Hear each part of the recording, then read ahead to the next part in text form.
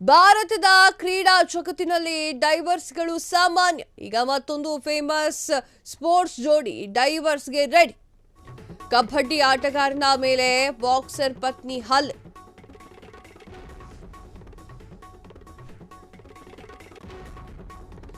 Police ಠಾಣೆಯಲ್ಲೇ ಪತಿಯ ಮೇಲೆ ಪತ್ನಿ ಹಲ್ಲೆ. Pro kabaddi league player Deepak Niwas Hooda,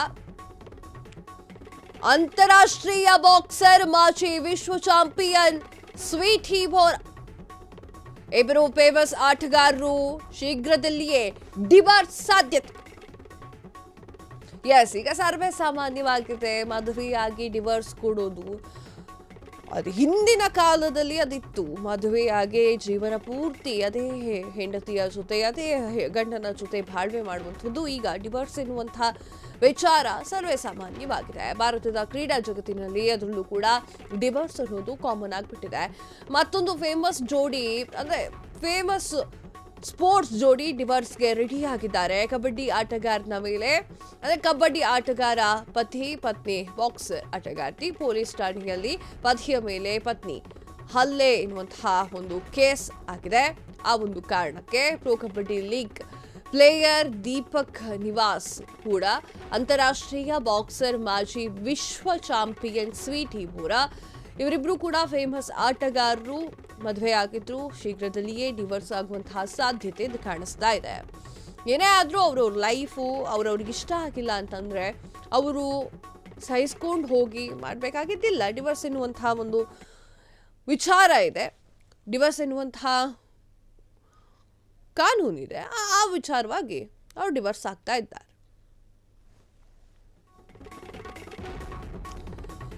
ಎರಡ್ 2022 ಜುಲೈನಲ್ಲಿ ಮದುವೆಯಾಗಿದ್ದಂತಹ ಜೋಡಿಯ ರಂಪಾಟ.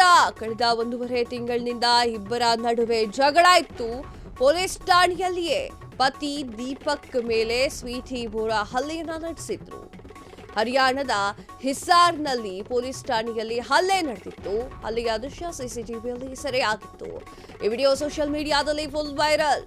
ಪತಿಯ ಮೇಲೆ ವರದಕ್ಷಿಣೆ ಕಿರುಕುಳ ಹಾಗೂ ಹಲ್ಲೆಯ ಆರೋಪ. ಪತಿಯ ವಿರುದ್ಧ ಆರೋಪ ಮಾಡಿ ವಿಚ್ಛೇದನಕ್ಕೆ ಅರ್ಜಿ. ಈ ಒಂದು ಹಲ್ಲೆ ಪೊಲೀಸ್ ಸ್ಟೇಷನ್ ನಲ್ಲಿ ನಡೆದಿದೆ. ಪತಿಯ ಮೇಲೆ ಈಕೆ ಹಲ್ಲೆಯನ್ನ ಮಾಡಿದ್ದಾರೆ. 2022 ಜುಲೈನಲ್ಲಿ ಇವರಿಬ್ರು ಕೂಡ ಮದುವೆಯಾಗಿದ್ರು, ರಂಪಾಟ ಮಾಡ್ಕೊಂಡಿದ್ದಾರೆ. ಈಗ ಕಳೆದ 1.5 ತಿಂಗಳಿನಿಂದ ಇಬ್ಬರ ನಡುವೆ ಜಗಳಗಳು ಶುರುವಾಗಿದೆ. ಪೊಲೀಸ್ ಠಾಣೆಯಲ್ಲಿಯೇ ಪತಿ ದೀಪಕ್ ಮೇಲೆ ಸ್ವೀಟಿ ಬೋರಾ ಅವರು ಹಲ್ಲೆಯನ್ನ ಮಾಡಿದ್ದಾರೆ. ಹರಿಯಾಣದಲ್ಲಿ ಒಂದು ಘಟನೆ ನಡೆದಿದೆ. ಹರಿಯಾಣ ಪೊಲೀಸ್ ಠಾಣೆಯಲ್ಲಿ ಒಂದು ಘಟನೆ ನಡೆದಿದೆ. ಹಲ್ಲೆಯ ದೃಶ್ಯ ಎಲ್ಲ ಸಿಸಿಟಿವಿಯಲ್ಲೂ ಕೂಡ ಸರಿಯಾಗಿದೆ. ಈ ವಿಡಿಯೋ ಸೋಷಿಯಲ್ ಮೀಡಿಯಾದಲ್ಲೂ ಕೂಡ ಫುಲ್ ವೈರಲ್ ಆಗ್ತಾ ಇದೆ. ಪತಿಯ ಮೇಲೆ ವರದಕ್ಷಿಣೆ ಕಿರುಕುಳ ಹಾಗೂ ಹಲ್ಲೆಯ ಆರೋಪವನ್ನ ಮಾಡಿದ್ದಾರೆ. ಪತಿಯ ವಿರುದ್ಧ ಆರೋಪ ಮಾಡಿ ವಿಚ್ಛೇದನ ಅಂದ್ರೆ ಡಿವೋರ್ಸ್ಗೆ ಅರ್ಜಿಯನ್ನ ಆಕೆ ಕೊಟ್ಟಿದ್ದಾರೆ.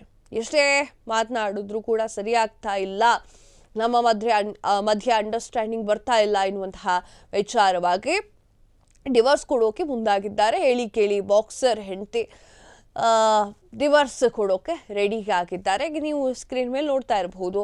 ಇವರ ಸಂಬಂಧಿಕರು, ಅವರ ಸಂಬಂಧಿಕರು, ಪೇರೆಂಟ್ಸ್ ಎಲ್ಲರೂ ಕೂತ್ಕೊಂಡು ಮಾತುಕತೆಯಲ್ಲಿ ಮುಗಿಸುವಂತಹ ಹಂತಕ್ಕೆ ಹೋಗ್ತಾ ಇದ್ದಾರೆ. ಆದರೂ ಕೂಡ ಅದು ಮಾತುಕತೆಯಲ್ಲಿ ಮುಗಿಸುವಂತಹ ವಿಚಾರ ಅಲ್ಲವೇ ಅಲ್ಲ. ಒಂದು ಕಾರಣಕ್ಕೆ ಮತ್ತೆ ಡಿವೋರ್ಸ್ ಬೇಕೇ ಬೇಕು ಅಂತ ಕೂತಿದ್ದಾರೆ.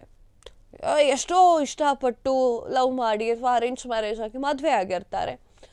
ಈ ಥರ ಒಂದಿಷ್ಟು ಜಗಳಗಳು ಅಂತ ಬಂದಾಗ ಯಾರೂ ಕೂಡ ತಮ್ಮ ಈಗೋ ಬಿಟ್ಕೊಡದೆ ಹೋದಾಗ ಈ ಥರದ್ದೆಲ್ಲ ಆಗ್ತಾ ಇರುತ್ತೆ.